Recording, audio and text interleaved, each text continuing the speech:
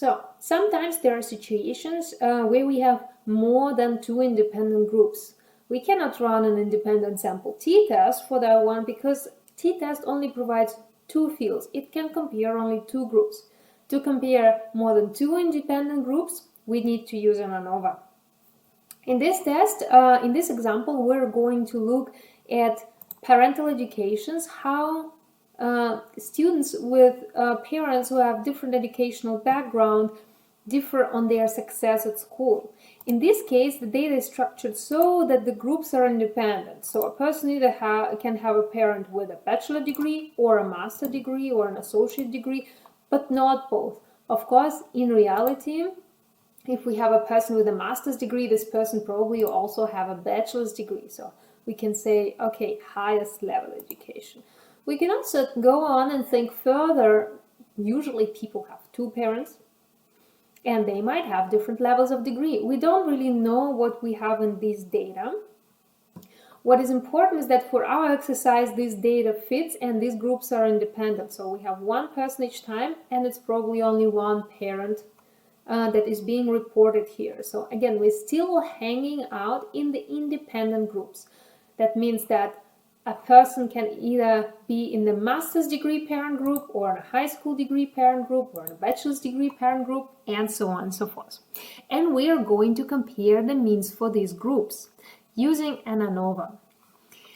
We can look at every test separately, math, reading and writing, but to save time and because we just want to have a general overview and not go too much into the nitty-gritty of it, let's create an average school performance score for our participants and work with that one. So let's say school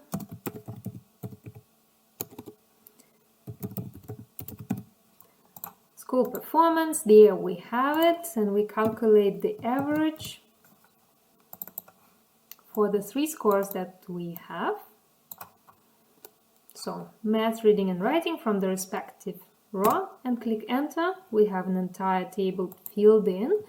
Let's make it neater and remove some of the values after the comma because that's too much. Select the whole column, right click, format cells, number, and let's say 1 number after the comma. Whether you want to have 1 or more is a question of taste and also a question of what number you're looking at, what is meaningful, how far after the comma you should go. So we have a new score, and we're going to do a couple of things here. We'll need to restructure the data a little bit again so that we can perform our test. But before that, let's have a general overview of what actually is going on in our data. Let's look at the means descriptively. For this, we insert a pivot table. And what do we want to look? We want to see how are the average scores, how is the average performance of students, and if we want to split our students by their parents' education level. So let's find parents' education, put it into rows, and let's throw in school performance here. Well, these are huge numbers, clearly we're on some. Let's adjust it to the average and let's make the number pretty again. That looks better. But now it's still kind of, the order is not really logical. If we want to have a better view, we need to drag things around. So we have some high school, that seems to be the lowest in our list. So let's grab it somewhere here and drag it up. As you see, I can't remember how to do that, but it's possible. There it is. That's the first one in line. So you need to select the whole thing. Now we figured it out. And then see how the cursor is changing into a cross, and then you can drag things. So next thing on logical order is high school. So we drag it up. Afterwards is probably college. I don't exactly know what associate degree is, but let's keep it here. There's a bachelor degree and a master degree. Now our ranking of education, so how high it is, how high is the degree, is ordered logically from lowest to highest, and we already see that the some difference in the test performance, and the average is 67, but the scores vary across groups from 65 to 73. So could be that there are some differences, but to say for sure, we need to slap a p-value on it. Now we're going to play around with a couple of things. First things first, let's order this sheet so that it's the new thing that we're doing, and we're saying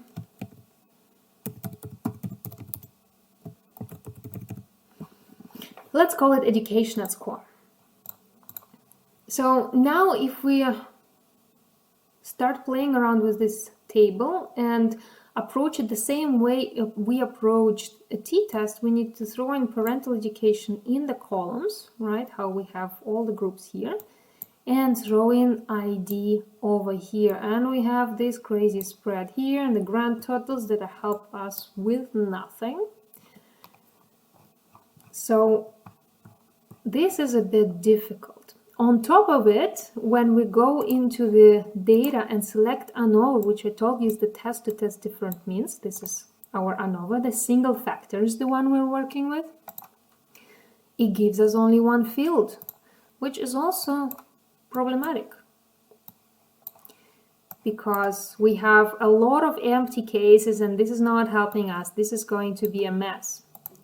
So what actually Excel wants us to have is our category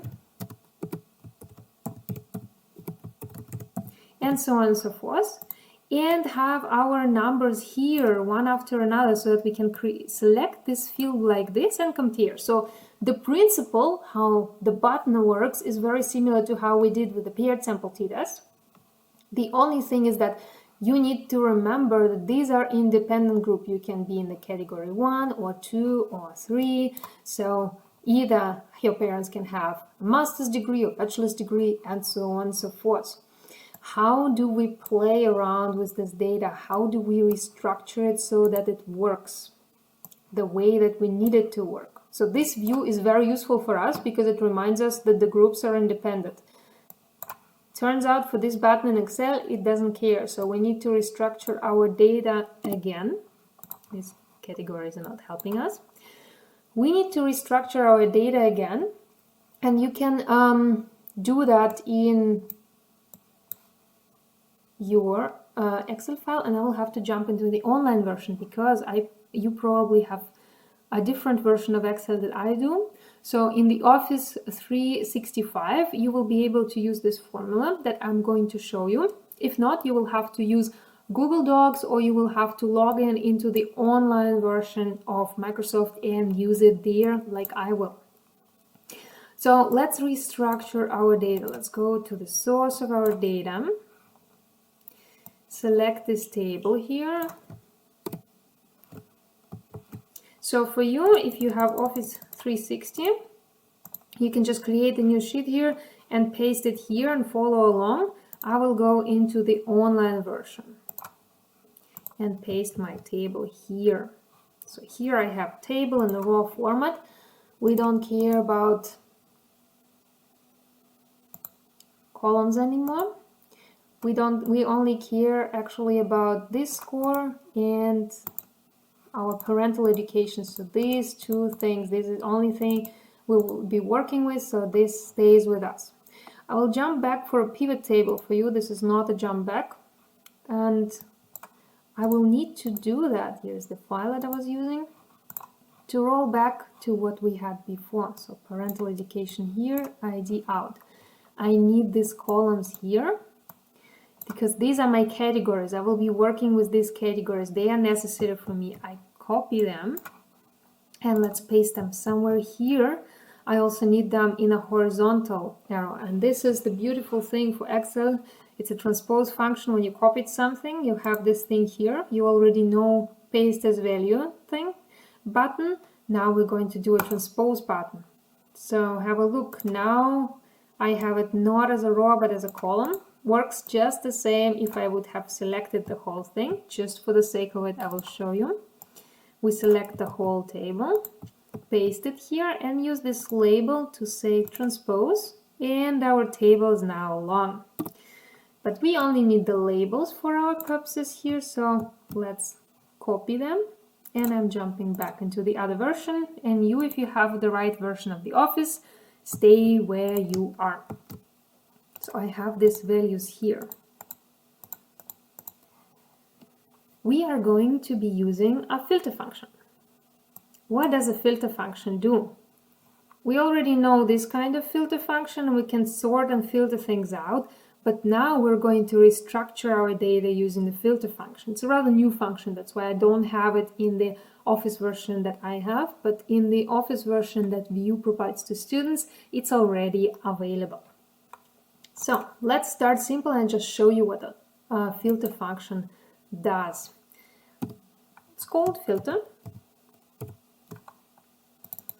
And I am selecting this table here, the whole table. And this is my first thing. And now I'm selecting the column which I will use as a rule. And this will be my first column. For some reason it doesn't drag down, so I will just use it manually. So the first column, the entire first column I have selected. And I am making a rule for it, so it's almost like an if function. I'm saying, okay, if you see in this table, in first column that I selected, in this red column, if you see, let's say, high school,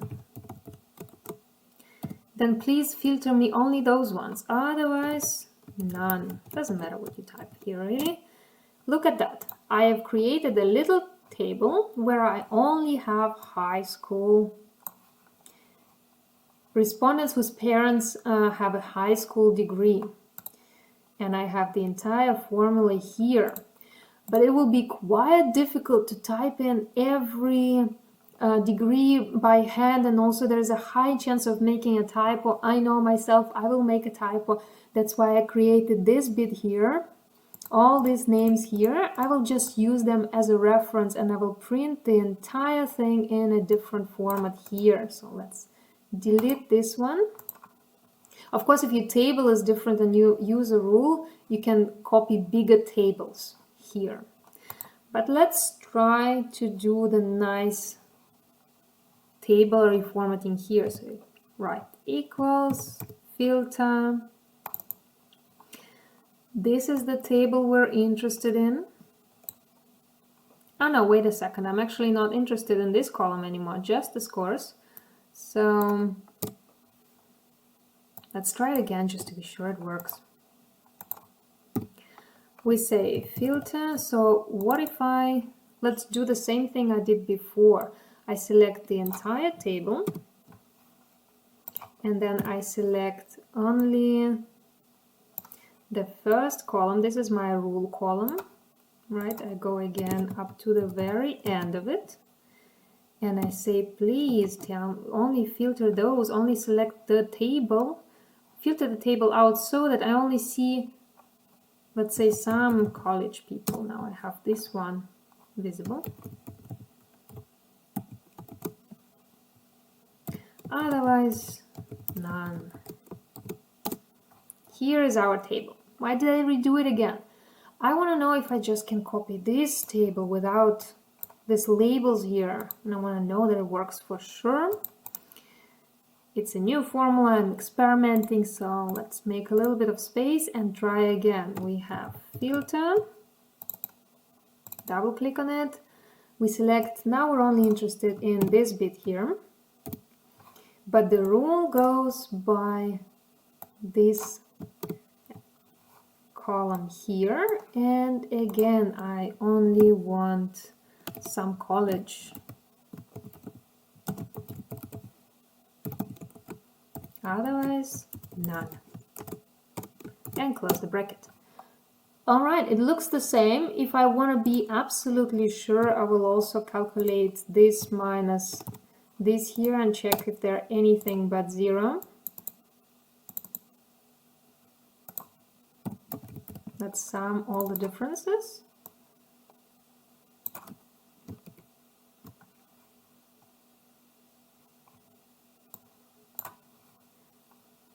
And it starts actually at 3.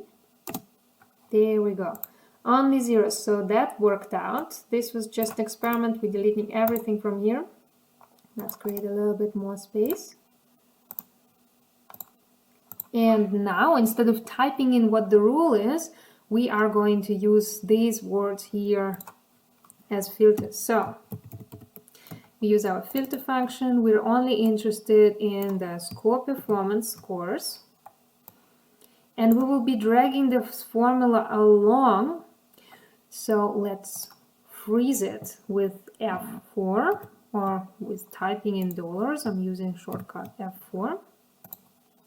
And we are interested to use the rule in filters. So in our first column, again, for some reason it doesn't work. So I type in right away, freeze it as well. Again, we're going to extend our formula here so that we have all the columns in a different format. And then we say equal.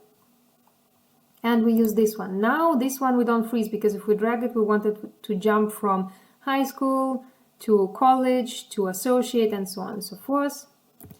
And otherwise none, like in the previous formula. Let's close it. And now let's drag it through. Looks like it worked, or at least we have a full table going on. Some options are longer than the other. This is something to keep in mind when we will be copying things, that we have groups of uneven sizes.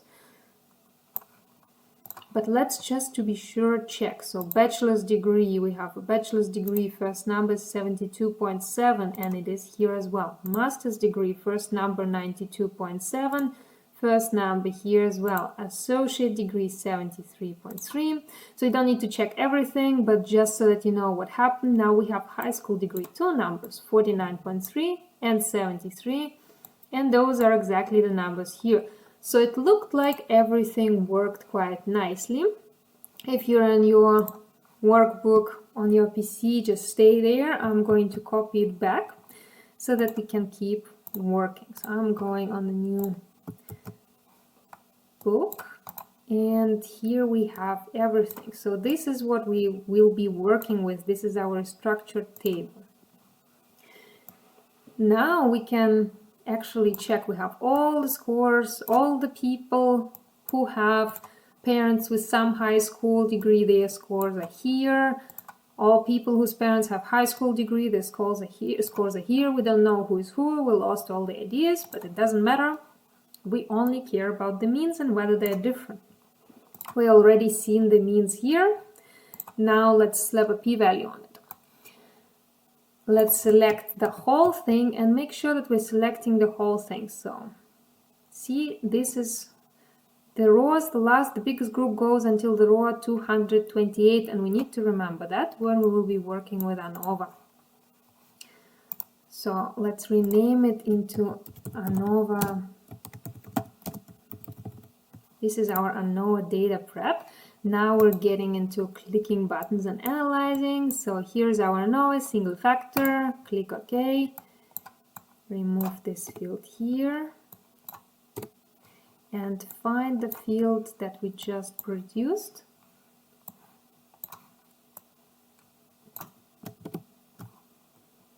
And it doesn't end where we want it to end. We want it to go until row 228. So we just add it here to 228. And let's not forget to tell Excel that we have labels in the first row, and we tell it to produce it on the new ply, and we click OK. So what do we have here? The same values that we had in our pivot table, some high school, and so on and so forth, nicely arranged. We have number of people in each group. We already had an idea that they're different. Now we have an actual count per person. We have our averages. So let's brush them up into a more readable format. One number after comma. There we go. And we have our p-value. Let's have a look. There it is, and it is significant. So there is a significant difference between the groups. Looking at the means here, we might have a question: what is actually significant? Is everything significantly different from each other, or are just some groups significantly different from each other? Is it really so that 63 is significantly different from 65, or that 68.5 significantly different from 69.5, or is it just some groups that are significantly different? This especially doesn't seem like a really significant difference. Just 1 point of score, of 100% score. That's not much. So actually ANOVA tells you a general thing. All this p-value tells us is that some groups are significantly different from the others. Which groups? In what way? Well, that we don't know based on ANOVA. We just know that something is going on. Some groups are significantly different from another. Which groups are not? We don't know. But to know which group exactly is significantly different from another, we're just again comparing two groups to each other. And that you already know how to do. That's an independent sample t-test. In different statistical softwares, here I'm going to plug a disclaimer. In different statistical softwares and in different theories, they will tell you that you shouldn't do it. If you have an entire sample, you should run it all in one test. It doesn't matter for practical purposes. In the end, it's going to produce almost the same results.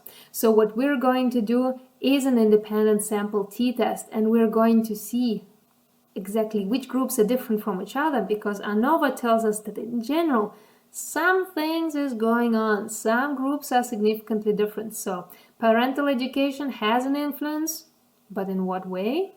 That we need to check already in more detail. So I'm dragging it here, and we have our general ANOVA here that tells us that something is going on. Highlight this one. And we're all back to our data.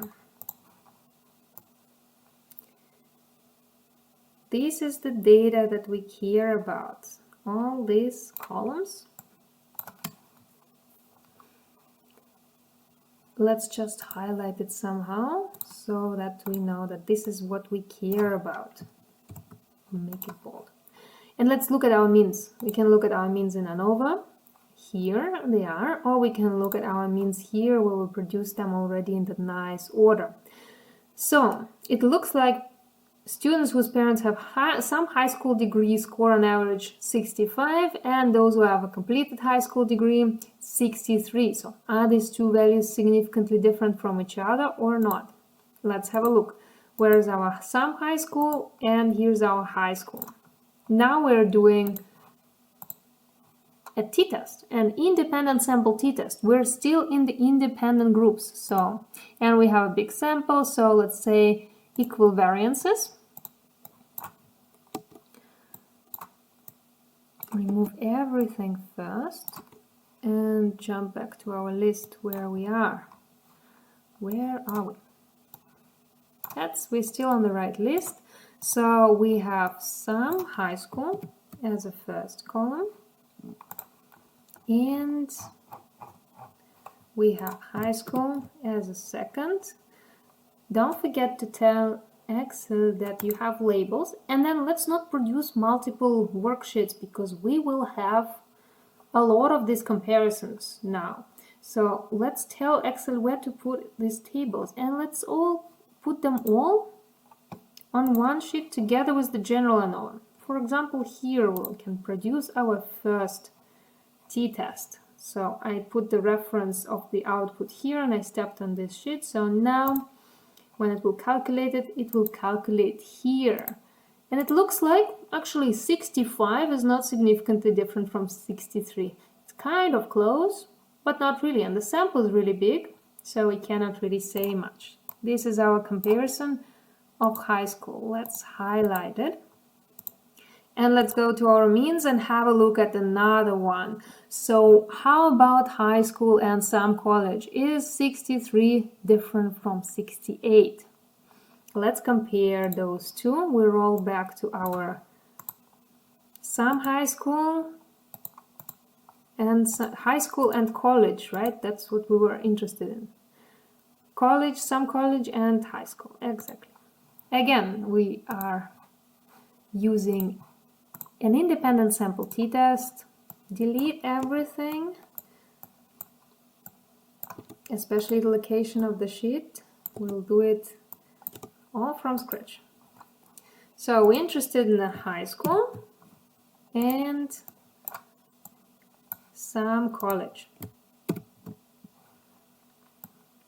And we want to produce it next to our previous analysis. So in the output range, we step on this field and we select a sweet spot right next to our previous analysis here. In the ANOVA general, we'll make sure we have our labels and we click OK. So here's our second test. And here it looks like the result is significant. So let's brush this up. We already have quite some. Let's make them look neat. This and this value I'm interested in, so I'm only formatting those. 3 numbers after comma for a p-value. So here's what I care about. I will highlight it in bold so that it's visible right away, and here's the comparison. So this one's already significant. So there is a significant improvement in scores. If parents have some college education, their kids perform significantly better at test scores than if parents only have some high school. Or no, this is general high school. And we can go on and play and look. So I would save the time and not look at some college compared to associate degree that looks really small, especially considering that we already know 63 and 65 are not significantly different. I care whether there is a difference, actually, whether the parents have a bachelor's degree or a master's degree. Because actually, for you as a person who is getting education, that's 2 years of life. Will these 2 years of life have an effect on your kids' school performance? Let's have a look. Again, we're going into data. Again, we're back on our t-tests that we already know. We delete everything. And also the location that we want to have. And start over. So let's have a look whether bachelor and master influence the kids' performance. And let's select the spot right next to our previous test here on a different fly. And click OK. So it looks like no difference. Bachelor's and master's degree, some differences, but not even close. Absolutely not significant, not a hint. Let's again brush it up to make it look nice. And the p-value as well.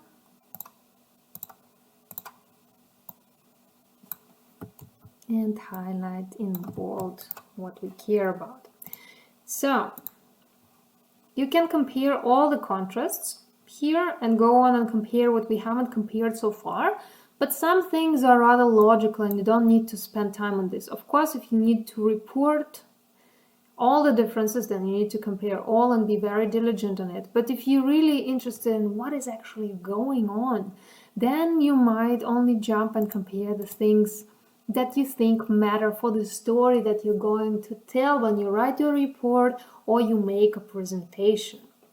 And in this situation, you might consider saying, okay, it looks like if you have a higher degree, be it bachelor or master, that makes a difference on kids' school performance. So children of these people also then influenced by these people's education.